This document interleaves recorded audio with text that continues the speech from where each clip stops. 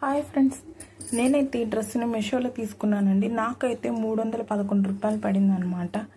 Dress అయితే బాగానే ఉంది, కానీ నాకు ఎందుకో యూజ్ చేసిన డ్రెస్లా అనిపించింది అనమాట.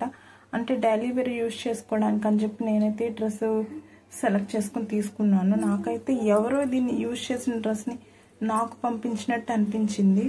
నాకెందుకు డ్రెస్ అయితే పైన టాప్ అయితే అస్సలు నచ్చలేదు.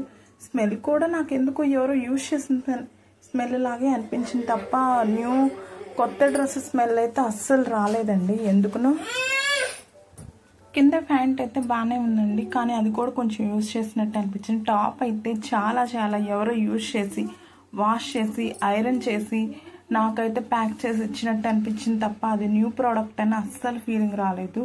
దుప్పట్ట అయితే చాలా బాగుంది. నాకైతే దుప్పట్ట చాలా బాగా నచ్చింది అనమాట. నేను మొన్న ఇన్స్టాలో చూసాను, ఎవరో బ్రదర్ చెప్తున్నారనమాట, మీషోలో మీరు కొనే డ్రెస్సులు వేరే వాళ్ళు యూజ్ అండ్ త్రో కింద దాన్ని అమ్మేయచ్చు, అలా అమ్మేసి కొనుక్కుంటున్నారని. అది ఎంతవరకు నిజమో నాకైతే తెలియలేదు. కానీ నాకు వచ్చిన డ్రెస్ అయితే టాప్ అయితే ఎవరో బాగా యూజ్ చేసినట్టు అయితే అనిపించింది.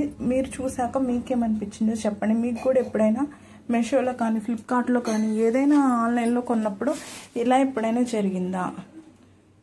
కొత్తగా ఎవరైనా మా వీడియోస్ చూస్తుంటే మా ఛానల్ని సబ్స్క్రైబ్ చేయండి. ఇంకా మా వీడియోస్ని లైక్ చేసి షేర్ చేసి ఇంకా కామెంట్ చేయండి.